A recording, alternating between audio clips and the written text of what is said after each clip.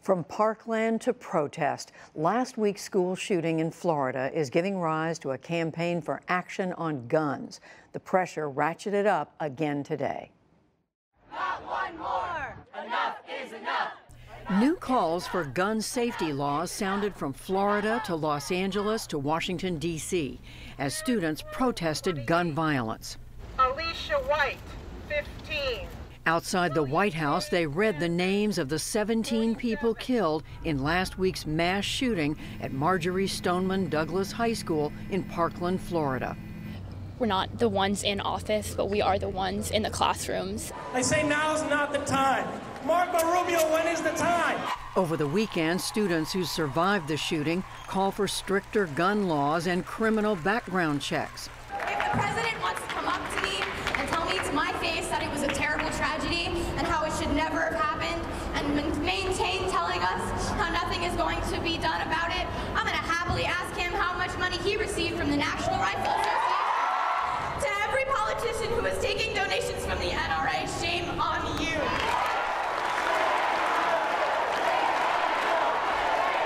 You came through for me, and I am going to come through for you.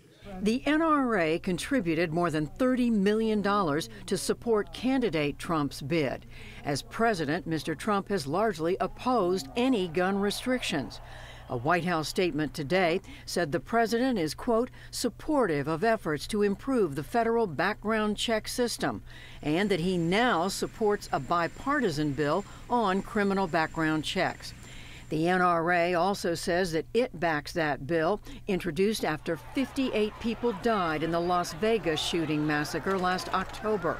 It aims to ensure federal agencies enter information into databases. The president made no mention of gun laws Friday night as he visited with first responders in Parkland. Instead, on Saturday, he cited the FBI's failure to investigate a January tip about the accused gunman, 19-year-old Nikolas Cruz. He wrote on Twitter that the Bureau was, quote, spending too much time trying to prove Russian collusion with the Trump campaign. Meanwhile, Cruz was back in court today for a preliminary hearing. He has been charged with 17 counts of premeditated murder.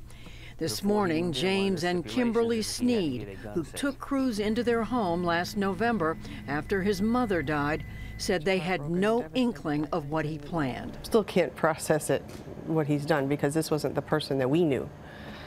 Not at all. The Sneeds say Cruz kept the AR-15 he allegedly used locked in a gun safe in the house, but they say, unbeknownst to them, he had his own key. For more on the outcry that has grown out of last week's violence, we turn to two students from the Florida high school where the attack occurred, both of whom are now active in the calls for change. Susanna Barna is a 17-year-old senior who writes for the school newspaper. Louis Mizzen is also 17 and a senior. He took shelter in a closet during the attack. Susanna and Louis, thank you both for talking with us. Susanna, I'm going to turn to you first. How are you doing? How are your friends doing in the aftermath of this? The whole community is strong. We're united right now. It's so unfortunate what we're going through right now. It's a work in progress, but we will get through it and hopefully make a change in the end of all of this. Louis, we should point out you're a legal permanent resident of the United States. You've been here for 4 years. How are you doing? How are your friends doing? I'm okay. Again, it's completely different from anything I could have experienced in England, but the community has been phenomenal. Not just the community here, the community in the world as a whole, especially my friends back in England have been sending all their love and support, and it's helpful because, you know, we really do appreciate the support because we're going through a lot right now. Susanna, what would you like to see happen? Personally, national change I would love, but for now our community is really focused on getting change in our own state, in Tallahassee. We would like to see, specifically what we would like to see is just some sort of policy change. So an example would be to change the age to purchase a gun to 21 for all types of guns, opposed to just handguns, which it is now. So 21 would be the age for that. And then stricter background checks and just making sure they're thorough enough, because the shooter who came to our school, he had a history of being expelled from school, and he had multiple problems and like violent outbreaks during his time as a student, which I think needs to be looked into, especially when someone's so young, where they're 18 and like early 20s, because they're still getting out of school. That's an important record to have and look at for a background check. It says a lot about their behavior. Lewis, what about you? What would you add to that? What do you want to have happen? Well, I think obviously it's recently come out in the news. One of President Trump's aides has said that he would be for a bipartisan agreement on having background checks, and I think that's phenomenal. I think it's a great step in the right direction. Obviously, gun culture is part of American culture, and that's okay, but there is a line between owning a gun to defend yourself and giving mentally unstable people access to the same sort of weapons that we send our soldiers to fight foreign wars with. Mm-hmm. In other words, that weapon that the gunman used at your school. Susanna, our understanding of what President Trump is calling for is making it a little bit harder to get a gun, making sure that if someone has a criminal history, that history goes into a federal database. I hear you saying that's a step in the right direction, but you want more than that. That is a step in the right direction. I mean, we do want more than that, but I mean, as of now, we're looking for change. We'll take what we can get almost at this point. We really just want to see something happen, and from there we plan to do more and more and keep this political activism going for the students and by the students to keep us involved. Lewis, do you think the students are committed to stick with this? Is this something that is going to last a long time, do you think? I think that this is our home, this is our high school, and this has happened here. And obviously, for everyone around the world who sees this on the news, they get to go home, they get to go to bed at the end of the day and wake up and move on with their lives and forget about it. We're going back to school in a week or so, and we have to walk the hallways where this has happened, and it's going to stay in our minds for the rest of our lives.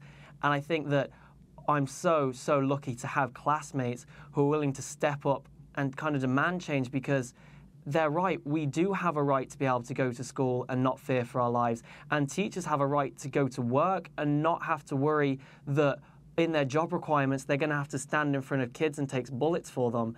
There is something to be said for, change. We need to make change.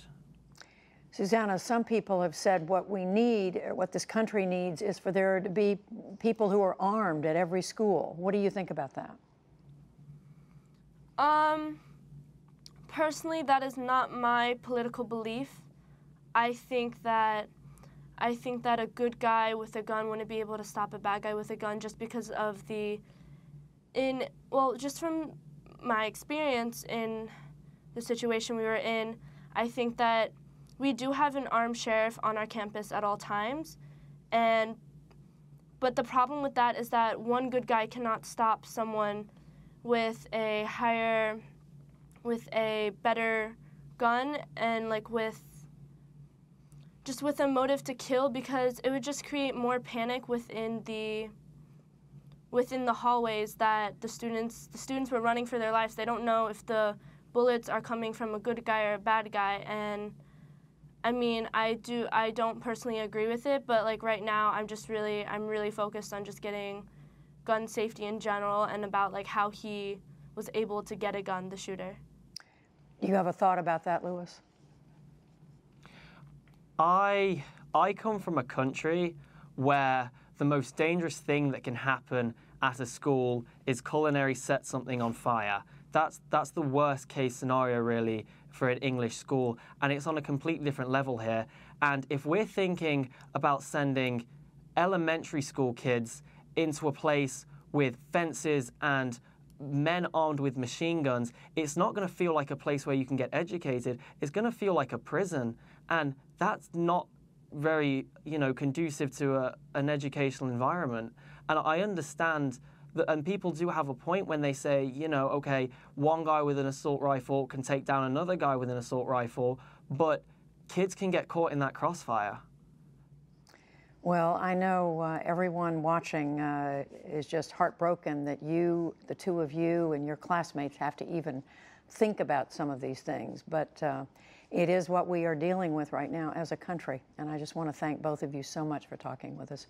Susana Barna and Louis Mizzen, thank you both. Thank you.